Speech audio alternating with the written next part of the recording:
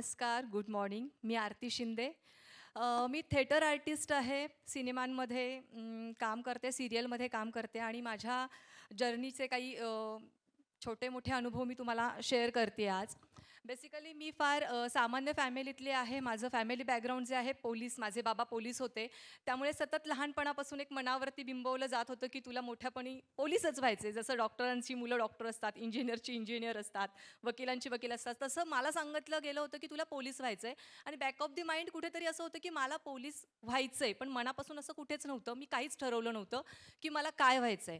तर सुरुवात माझी अशी झाली, की मी अगदी लहानपणापासून डान्स मध्ये पार्टिसिपेट करणं, स्टेज, ऑडियन्स यांच्यातून मला एक ऊर्जा मला मिळायची, सतत मिळायची आणि त्याकडे मी खेचली जात होते, की मला त्याच्यात काहीतरी डान्स मला स्टेज मिळाला तरी खूप आहे. तोपर्यंत मला तेच होतं माझ्या डोक्यात, की मला स्टेज मिळतोय, मी नाचतीये, मला लोकं ॲप्रिशिएट करतायत. अगदी मॉन्टेसरीपासून 7वी पर्यंत माझा हाच प्रवास होता, की डान्स ॲप्रिशिएट करतात, लोकं छान म्हणतात, वाह! मस्त. 7वी गेल्यानंतर माझं पहिलं नाटक होतं, जे स्कूलनं अरेंज केलं होतं, ते जाणता राजा नाटक होतं आणि त्यामध्ये जिजाबाईंची भूमिका मी केली.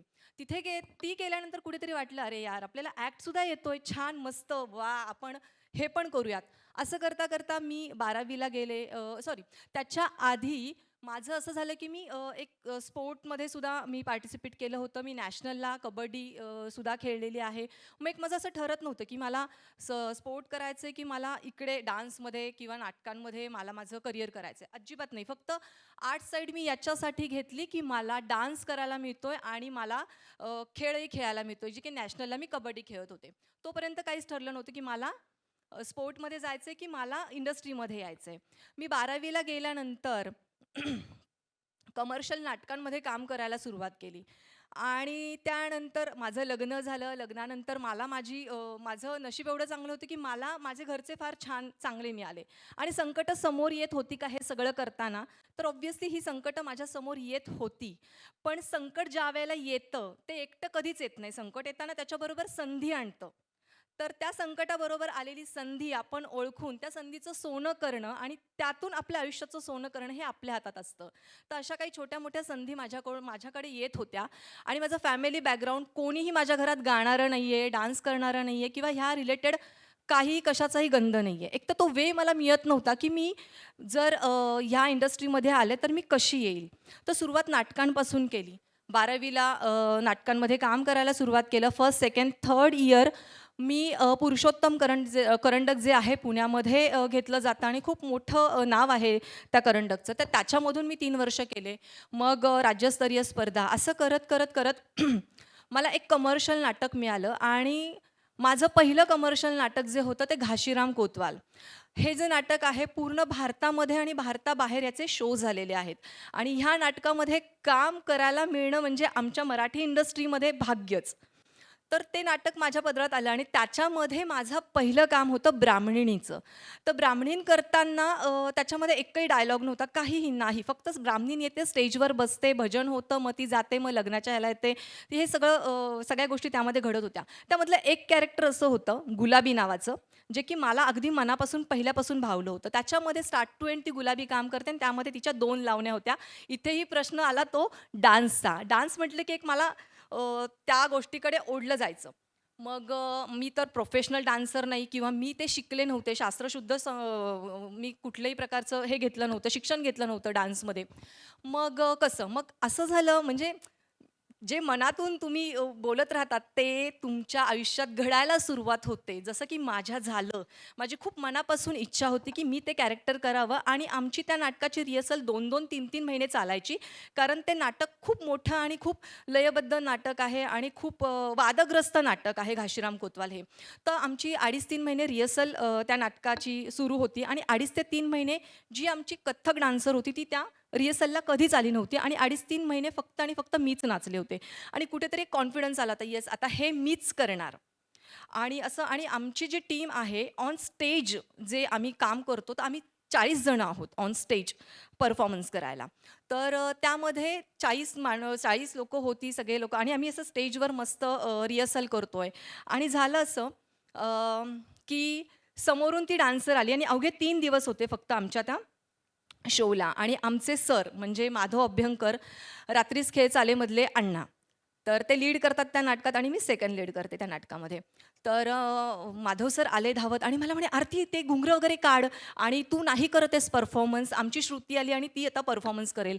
2 मिनिटं मला असं झालं, मी 2.5 महिने 3 महिने मेहनत केली आणि आता डोळ्यात पाणी आलं होतं माझ्या, की आता मी हे नाही करत आहे. पण ठीक आहे, ओके, मी हे केलेलं आहे, मला ह्याचं फळ मिळेल वगैरे असं. आणि तिथे अराउंड राहिलेली 30-35 माणसं जी होती, त्यांच्या चेहऱ्यावरती असे भाव होते, की अरे हिने एवढे कष्ट केलेत. पण सरांपर्यंत कोणी सांगू शकत नव्हते, कारण होल अँड सोल त्या नाटकाचे सर होते. ते जे डिसिजन घेतील ते योग्य असेल असं डिसिजन त्यांचं होतं. तर त्यानंतर असं झालं, की एक 5 मिनिटांनी सरांना काहीतरी वाटलं. माधव सर माझ्याकडे आले, खांद्यावर हात ठेवला. मला म्हणे, "आरती तुला वाईट वाटलं का?" की मी तुला म्हटलं. आणि इन्स्टंट त्यांचं असं रिएक्शन, "आरती ती घुंगरं काढ, आमची श्रुती आली." असं ते नंतर त्यांना पण फील झालं, की आपण काहीतरी खूप ती 2.5 महिने करतीये, घुंगरं वगैरे घालून 1-1 किलोची अशी 2 किलोचे पायामध्ये वजन घेऊन करतीये, मुलगी नाचतीये वगैरे असं सगळं ते होतं. आले, खांद्यावर हात ठेवला माझ्या आणि मला म्हणाले, की "सॉरी, तुला वाईट वाटलं का?" म्हटलं, "नाही सर, अजिबात वाईट वाटलं नाहीये. आज तुम्ही मला घुंगरं काढायला सांगितलीत. एक वेळ येईल की तुम्ही स्वतः मला म्हणाल की ही घुंगरं घाल आणि आता तुला परफॉर्मन्स करायचं आहे." आणि अवघ्या 2 महिन्यात ती वेळ आली. अवघ्या 2 महिन्यानंतर अवघ्या 2 महिन्यानंतर सर मला स्वतः म्हणाले, की आणि तिने आदल्या दिवशी सांगितलं. माझी कुठलीच तयारी नव्हती डान्सची. आदल्या दिवशी सांगितलं, की "सर, मी खूप आजारी आणि मला जमणार नाहीये." मग माधव सरांच्या डोक्यात मी होते आणि असं झालं, की मला त्यांचा फोन आला रात्रीतनं, की "उद्या तुला परफॉर्मन्स करायचा आहे, पहिला शो मुंबईचा." मुंबईचा पहिला शो होता आणि शिवाजी मंदिरमध्ये तो परफॉर्मन्स मी पहिला केला आणि त्यानंतर तो परफॉर्मन्स असा होता की आणि ते सगळं भिनलं होतं अंगामध्ये, ती गुलाबीच पूर्ण भिनली होती अंगामध्ये आणि तो परफॉर्मन्स मी दिला आणि तो शो झाल्यानंतर पूर्ण जी आमची टीम होती त्यात 35 लोकांसमोर जे सर मला म्हणाले होते, हे एकट्यात बोलले होते ते, "सॉरी आरती, तुला राग आला का वगैरे, कसं वाटलं?" हे एकट्यात बोलले होते. पण त्या दिवशी सर स्वतः मला म्हणाले, की "तुला संधी मिळाली, त्या संधीचं सोनं केलंस तू." आणि आमच्या मॅनेजरला सांगितलं, ही गोष्ट 2013ची 12-13ची. आणि आमच्या मॅनेजरला सांगितलं, ज्या दिवशी आरती परफॉर्मन्सला नाही म्हणेल किंवा तिचे डेट्स नसतील, त्या दिवशी आपण दुसरी गुलाबी बोलवूयात. पण तोपर्यंत आरतीच करेल. तर 2012-13 पासून 2023 पर्यंत फक्त आरती आणि आरतीच गुलाबी करतीये, माझ्या डेट्स अरेंज करून. बिकॉज नाटकावरती माझं प्रेम. हा एक प्रसंग माझ्या आयुष्यात आलेला. दुसरा प्रसंग असा आला होता, की लग्नानंतर माझं वजन फार वाढलं होतं. 86-87 केजी मी झाले होते आणि आमचा एक नाटकाचा ग्रुप होता. आमचे सर होते, ऑलमोस्ट माझ्यापेक्षा 10 वर्षांनी वगैरे ते मोठे होते. झालं असं, की लग्नानंतर थोडंसं हे सगळं बाजूला पडलं होतं. माझं नाटक, माझं खेळ, माझं सगळ्या गोष्टी, फक्त जॉब. हां, आणि मी एक गोष्ट, की मी आर्ट्सची विद्यार्थिनी असून सुद्धा मी बँकेत काम केलं as a public relation officer म्हणून. कुठलाही त्याच्याशी काही संबंध बँकिंगशी नसताना सुद्धा ते मी काम केलं आणि ते करत असताना छान पगार आणि ह्या सगळ्या गोष्टी होत्या. एक दिवस माझ्या मित्राचा मला फोन आला, की "काय करतीयेस?" त्यावेळेला काहीही नव्हतं. नाटक वगैरे ह्याच्यापासून मी फार लांब गेले होते. घर, संसार, कारण फोकस हलला होता माझा. मला खूप छान की संसारामध्ये लक्ष वगैरे. ज्यावेळेला तुमचा फोकस हलतो एका गोष्टीवरून, तर आपण त्या गोष्टीपासून दूर जातो. तर तो हलवून न देणं, हे आपल्या हातात असतं. तर ते माझं कुठेतरी, पण माझं हे चांगलं होतं, की माझ्या आजूबाजूला खूप पॉझिटिव्ह माणसं होती, खूप छान माणसं होती. त्यामुळे मला ते मिळत गेलं, मी ते घेत राहिले. तर माझ्या मित्राचा फोन आला, की एक सीरियल आहे, ऑडिशन द्यावी लागेल, देशील का? तर म्हटलं, "हो, देते. सध्या काहीच काम करत नाही, बँकेतच कामाला आहे. 1-2 दिवस सुट्टी मिळेल, मी करेल." आणि मी ज्यावेळेला कोथरूडला गेले, जिथे माझं ऑडिशन झालं, ते होतं सुमित्रा मावशींचं. सुमित्रा भावे ज्या आहेत, जी मराठी इंडस्ट्रीमधलं खूप मोठं नाव आहे. मला खूप छान वाटतं, की मी सगळ्यात पहिला कॅमेरा फेस केला तो सुमित्रा मावशी आणि सुनील सुतकनकरांच्या समोर. ते डायरेक्टर होते माझे, ते लेखक होते माझे आणि त्यांच्याबरोबर मी 6 महिने काम केलं. 6 महिन्यामध्ये मग मला तिथे असे खूप सारे पैसे मिळत होते. येस, मिळतात पैसे. मग बँकेतला जॉब मी सोडला. तो जॉब सोडल्यानंतर इकडे 6 महिने काम केलं आणि 6 महिन्यानंतर पुढचे 6 महिने मला काहीच काम नव्हतं. मग मला वाटलं, की माझा निर्णय चुकला का? पण म्हटलं, की निर्णय आपण घेतलेला आहे, निर्णय चुकतात, बरोबर असतात, पण चुकलेला निर्णय कसा बरोबर करायचा हे आपल्या हातात असतं. ते मी केलं.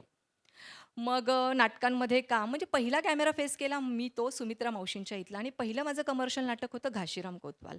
तर हे सगळं करत असताना ह्या इंडस्ट्रीमध्ये सुरुवातीला येताना माझं वजन खूप वाढलं होतं आणि माझे सर मला असे माझे नाटकातले जे दुसरे सर आहेत ते मला म्हणाले, मी गेले ग्रुपला भेटले आणि मी म्हणाले, की "सर मला काहीतरी काम करायचं आहे आता मला नाटकात काम करायचं." सर म्हटले, "हो, चालेल की नवीन नाटक लिहितोय मी, तर तू कर काम." आणि ते सडनली सगळ्यांसमोर बोलून गेले, की "तू माझ्या आईची भूमिका कर." आणि मी म्हटलं, "ओके." मी त्यावेळेला इतकं लाईटली घेतलं, "हो, मला चालेल की मी आर्टिस्ट आहे. मी आई करेल, आजी करेल, मुलगी करेल, बायको करेल." मी खूप असं सडनली खूप असं गमतीत घेतलं, "येस सर, मी तुमच्या इथं करेल मी." पण 5 मिनिटानंतर माझ्या लक्षात असं आलं, की सर मला असं का बोलले, की "तू माझ्या आईची भूमिका कर." नंतर मी म्हटलं, की माझं वय 23 आणि मी आत्ताच 33 वर्षांची दिसतेय. असं झालं. कारण वजन वाढल्यामुळे खूप काही गोष्टी बदलतात आणि ह्या इंडस्ट्रीमध्ये तर तुम्हाला मेंटेन राहावंच लागतं. त्याच्यानुसार तुम्हाला रोल, त्याच्यानुसार तुम्हाला कॅरेक्टर्स मिळतात. हे त्यावेळेला लक्षात आलं होतं आणि विदिन 3 महिन्यामध्ये मी 20 किलो वजन कमी केलं होतं. आणि त्यानंतर मी सरांसमोर गेले. सर मला म्हणाले, की "नाही, आता तुला मी हिरोईनचा रोल देईल." म्हणजे हे माझ्या आयुष्यामध्ये घडलेले काही छोटे-मोठे प्रसंग आहेत आणि कायम मला मला एक पॉझिटिव्ह एनर्जी येण्यासाठी मी एक कायम गाणं ऐकते. ते गाणं ज्या व्यक्तीसाठी गायलं गेलं होतं, ती व्यक्ती आज ते गाणं जगतीये, असं मला वाटतंय आणि नक्कीच तुम्ही जरी ते गाणं ऐकलं तरी तुम्हाला प्रत्येकाच्या करिअरमध्ये ते गाणं कुठे ना कुठल्यातरी कुठल्या कप्प्यामध्ये ते इतकं फिट्ट बसतं. ते गाणं असं आहे, चांद तारे तोड लावू सारी दुनिया पर मैं छाऊ बस इतना सा ख्वाब है. हे जर गाणं तुम्ही ऐकलत ना, तर तुम्हाला म्हणजे असं ते मला तरी रिलेटेड होतं, की बस दुनिया पे छा जाना है. Thank you so much.